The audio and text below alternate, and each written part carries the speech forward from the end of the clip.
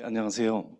오늘 강의는 이 주제를 가지고 이제 사회학적인 접근에서부터 시작해서 신학적인 분석으로 그리고 구체적인 목회 현장으로 이렇게 진행이 되고 있습니다. 우리 학교 석사과정 커리큘럼하고 같은 순서로 진행이 된다고 보시면 좋겠습니다. 지금 비추어 드리는 화면은 오늘 제가 이야기할 내용의 어떤 종착지가 될 것 같습니다. 그림은 이것 하나고요. 여기에 대해서 어, 이 선교신학적으로 그리고 디아코니아학적으로 분석하는 말씀을 드리려고 합니다. 오늘 이야기는 섬기는 교회가 생존한다는 이야기입니다. 세 가지 요점으로 말씀을 드리려고 합니다. 먼저는 코로나19가 인류 공동체에게 인류는 운명 공동체다라는 사실을 알려주었다는 것입니다. 두 번째는 이 코로나19에 당면한 인류 공동체의 과제는 다름 아닌 공동체성 회복에 있다는 것입니다. 그리고 세 번째로는 공동체성 회복의 모델을 교회가 제시할 수 있겠다고 하는 것입니다. 지금 우리는 비대면 시대를 체감하고 있습니다. 코로나19가 발견된 지 채 1년이 못 됐지만 이 병원균의 세계적 대유행, 팬데믹이 가져온 변화는 너무 충격적이고 근본적이어서 인류의 역사를 코로나 이전 시대와 코로나 이후 시대로 구분할 정도가 되었습니다. 이러한 변화되는 사회에서 살아남으려고 하면 교회도 목회나 신앙생활에 새로운 표준을 미리 마련해야 한다는 주장이 아주 많이 있습니다. 그리고 이미 이 세계는 비대면 시대로 가고 있다고 지적하는 연구 결과들도 많이 있습니다. 아마도 이 비대면 사회로 가는 길에 이미 휴대폰 문화가 다리를 놓은 것 같습니다. 코로나 이전과 이후를 한 시대로 가르듯이 핸드폰도 시대를 가르는 기준이 되었다고 호모 사피엔스의 저자 최재봉 교수는 말하고 있습니다. 그가 말하기를 2007년에 아이폰이 등장한 후 10년 만에 전 세계 40%의 인구인 36억 명이 스마트폰을 사용하게 되었기 때문에 스마트폰을 가리켜서 새로운 문명의 탄생이라고 말을 했습니다. 이러한 의견을 종합해 볼 때 앞으로 교회들은 그동안 교인들이 모여서 대면 상황에서 진행했던 각종 모임을 온라인으로 비대면화할 것으로 보입니다. 온라인 예배, 온라인 구역 예배, 온라인 남녀 선교회, 온라인 새벽 기도회, 온라인 성경 공부, 온라인 교회 선거, 온라인 평신도 교육, 온라인 헌금 등이 일반화되는 시대에 접어들었습니다.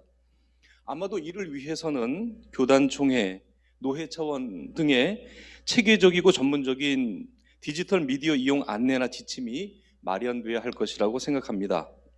뉴노멀이라고 하는 시대적 요구를 교회가 무시할 수 없기 때문입니다.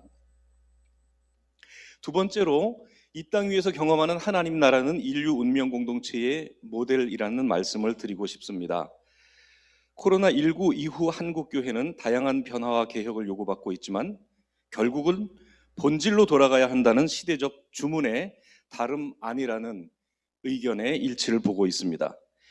일시 닫혔다가 다시 열리는 과거의 그 예배당으로 돌아가는 단순히 물리적 회귀 차원이 아니라 그동안 잃어버렸던 교회의 본질을 회복하는 차원에서 논의되어야 한다, 실천돼야 된다고 김기태 호남대 신문방송학과 교수는 말하고 있습니다. 교회는 이 땅 위에 선교를 위해서 존재합니다. 교회의 본질은 하나님의 선교입니다. 교회는 선교를 할 것이냐 말 것이냐를 스스로 결정할 수 없고 다만 교회일 것이냐 말 것이냐만을 정할 수 있을 뿐입니다. 선교하지 않으면 교회가 아니기 때문입니다. 예수의 첫 사역은 하나님 나라가 가까이 왔다는 선포였습니다. 부활 후에도 계속해서 이어진 마지막 사역도 하나님 나라에 대해서 제자들에게 자세히 설명하는 것이었습니다. 그럼에도 불구하고 교회는 하나님 나라를 알리고 확장하는 일에 게을렀습니다. 아니, 게을러서가 아니라 하나님 나라를 싫어해서 거절했습니다. 하나님 나라는 디아코니아, 즉 섬기는 것인데 교회는 반디아코니아적으로 발전했습니다. 디아코니아적인 하나님 나라 대신에 제자들에게 있었던 누가 더 높으냐는 관심, 이 반디아코니아적인 기독교 왕국을 세워왔던 것입니다. 이제 세 번째로 예배하는 디아코니아 공동체는 하나님 나라라는 제목으로 말씀을 드립니다. 하나님 나라는 디아코니아의 에토스로 사는 곳입니다. 예배는 디아코노스이기 때문에, 예수님은 디아코노스이기 때문에 그의 나라는 디아코노스의 질서로 통용이 됩니다. 코로나19 시대는 예배로 모일 수 없는 것이 교회의 가장 큰 문제요 당면 과제 아니겠습니까? 예배는 디아코니아 공동체의 자기 표현입니다. 그래서 누구라도 예배를 드리러 왔다가 누구와 다투고 있는 일이 생각나면 재물을 거기 놔두고 가서 먼저 그 사람과 화해하고 예배를 드려야 한다고 말씀합니다. 예배는 하나님과 화해한 사람들이 하나님의 디아코니아를 경축하는 자리이기 때문에 사람과 더불어 화해하지 못하는 자는 예배 드리기에 적합하지 않다는 것입니다. 또한 하나님 나라는 온전한 예배를 드리는 현장입니다. 요한복음 4장에서 사마리아 수가성 야곱의 우물가에서 만난 여성은 우리는 이 산에서 예배했는데 당신들은 예루살렘에서 예배해야 한다니 어느 말이 옳으냐고 질문할 때에 예수님께서 이 산에서도 말고 예루살렘에서도 말고 영과 진리로 예배하는 것이 중요하다 말씀합니다. 장소보다 중요한 것이 하나님과 그리고 타인과 화해한 상태라는 것입니다.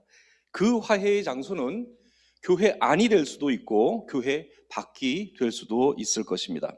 우리의 과제는 교회는 무엇이냐, 예배는 무엇이냐 하는 질문과 더불어서 그렇다면 이 새로운 환경에 어떻게 교회를 운영하고 예배 방법을 만들어내야 하는지에 대해서 질문하고 대답하는 일이 될 것입니다. 어떻게라는 기술적인 문제는 지속적으로 개발해야 할 문제이지만 무엇보다 중요한 것은 무엇을 하기 위한 것이냐는 것입니다. 사도 바울이 다른 복음은 없다라고 말한 것은 복음에 대한 디아코니아적 이해가 중요하다는 말입니다.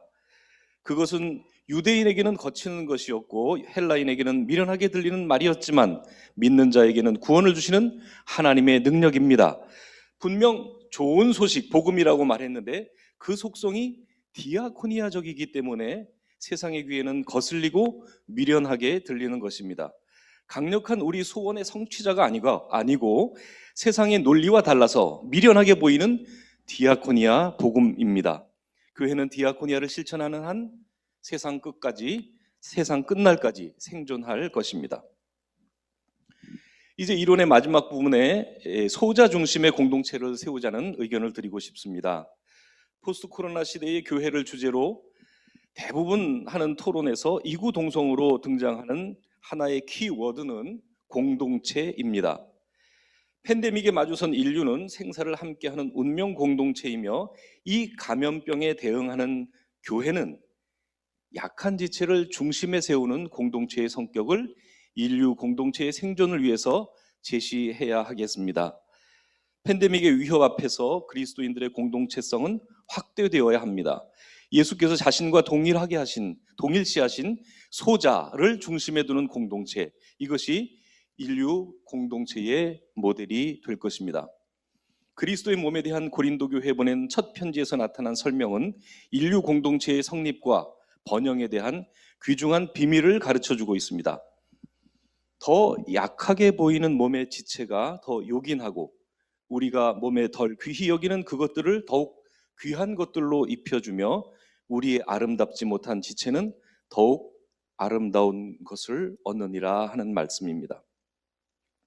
이제 이에 대한 한 신뢰를 말씀을 드리겠습니다. 운명 공동체의 한 모델로서 한 지역교회의 장애인 부서인 더사랑부를 소개하고자 합니다. DB교회에는 장애인 중심의 교육부서인 더사랑부와 또한 그 교우들이 꾸려가는 장애인 선교회가 있습니다. 여기 한 30여 명 정도가 정기적으로 모임을 갖고 있습니다. 한국 장애인의 기독교 비율은 5%에 불과합니다. 한국 전체 인구의 30%가 기독교인임에도 불구하고 말입니다. 장애인 신학자 울리히 바흐는 장애인이 없는 교회는 장애교회다라고 말한 바 있습니다. 여기 이제 이 공동체를 잠깐 소개를 하겠습니다. 대여섯 명의 장애인 교우들이 친교와 전도를 목적으로 교회 내에 장애인 선교회를 조직한 것은 1995년의 일입니다. 이후 약 10년간 이 장애인 선교회에서는 교회에서 하나의 동일한 구성원으로 인정받기보다는 좀 도움이나 바라는 좀 귀찮은 존재로 인식되었고, 교우들은 이 장애인 선교회를 교제하기를 그렇게 즐겨하지 않았던 것 같습니다. 장애인 선교 회원들이 모이는 컨테이너 공간으로부터 멀찍이 거리를 두고 지나다녔습니다. 그런데 2004년 9일 오전에 장애인과 비장애인이 함께 예배를 드리고 오후에는 성경 공부와 신학 공부를 하는 일에 열심을 냈습니다. 교회가 물론 열심히 이 일에 지원을 하였습니다. 지속적이고 정기적인 교회 교육은 여름, 겨울 수련회에서 꽃을 피우는 모습을 보였습니다. 평일에 한 주간의 중간인 수요일에 장애인 교우들이 여러 살고 있는 동네에 종합사회복지관에 모여서 이들이 학령기에 배우지 못했던 사회와 역사를 초등 교과서를 가지고 오전 반나절 공부하고 오후에는 여기에 참여하고 있는 장애인 교우들의 집을 차례로 방문해서 그 과정에서 성경 공부를 하고 생활 이야기를 나누는 시간을 가졌습니다. 그러던 가운데 2018년에 시에서 세우고 이 교회에서 운영권을 맡게 된 장애인 복지관이 개관하면서 그들이 하던 사회 공부는 비폭력 대화 공부로 발전했고, 정서적 안정과 삶의 질 향상을 위한 합창 교실도 열고 보치와 같은 재활활동 그리고 교양교육을 마음껏 받기에 이르렀습니다. 이제는 교회에서 장애인이 교회에서 부담을 주는 짐 같은 존재가 아니라 어느 교우들과도 동일하게 한 몫을 감당하며 불편한 존재가 아니라 활력을 주는 존재로 대우를 받게 되었습니다. 이를 위해서는 이들의 신앙 인성 교육과 성도들에 대한 봉사 활동이 구체적으로 재개되면서부터였습니다. 어느덧 교회 안에서는 주는 사람과 받는 사람이 따로 있는 것처럼 생각하던 고정관념은 사라지고, 장애인은 언제나 받는 사람이고 비장애인은 주는 사람인 것 같은 그런 생각도 사라졌습니다. 이들이 신앙 성장을 하고 재활 의욕을 고취하는 목적으로 삼았던 그러한 장애인 선교회는 정기적으로 계획되어 있는 장애인부 여름 수련회를 해외에서 실시하면서 그들의 목표를 지속적으로 발전시켰습니다. 이동의 어려움 때문에 시설이 잘 되어 있는 가까운 장소에서만 진행해 오던 수련회를 계획적으로 먼 지역으로 정하고, 시설도 그들이 개척해서 사용할 수 있는 곳을 찾았습니다. 우선은 원주에 있는 노인 요양시설에서 교회에서 여러 해를 수련회로 모이면서 자연에 적응하고 시설을 개선하는 일에 헌금도 하면서 맞춤형 수련 장소로 공간을 꾸미는 습관을 길렀습니다. 그 다음으로 해외 수련을 위한 처음 원정은 국내이지만 배를 타고 나가는 것으로 시작했습니다. 비금도였습니다. 목포까지 기차를 타고 거기에서 다시 배로 갈아탔는데, 기차도 배도 처음 타보는 장애인도 여럿 있었습니다. 한나절 걸리는 이동길에 상호 도움을 만들어가는 성도의 교제를 경험하면서 장거리 이동의 가능성을 타진하는 첫걸음이었습니다. 그 다음 수련회는 제주도였습니다. 강정마을 해군기지화 때문에 평화운동이 고조되던 때에 그들은 제주 4.3 기념관을 방문하고 강정마을을 방문하고, 그렇게 하면서 평화로웠던 마을이 이 과정에 분열되는 모습을 안타깝게 지켜보면서 함께 기도하는 시간이었습니다. 그 다음으로 진짜 외국 여행을 떠났습니다. 4박 5일 연변 방문과 백두산 등정을 계획하고 민족의 기상을 드높이는 북방 여행길에 올랐습니다. 결코 가볍게 오를 수 없는 백두산의 정상까지 다다라서 아무 때나 누구라도 볼 수 없다는 그러한 맑은 하늘 아래의 천지를 바라보면서 이들의 감격은 형용할 수 없는 정도였습니다.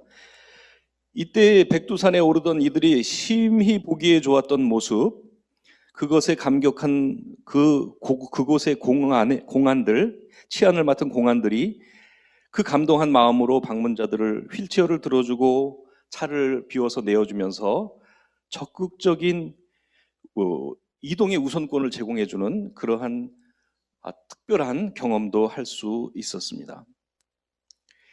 그리고 그 두 해 후인 2018년에는 일본 동경에서 여름 수련회를 개최했습니다. 동경에 있는 한인교회를 본부로 삼고 일본 기독교교회 협의회와 소수자 센터를 방문하고 대화했으며 제1대한 기독교 총회를 방문해서 제1동포들의 형편과 신앙생활에 대해서 함께 진지하게 논의를 했습니다.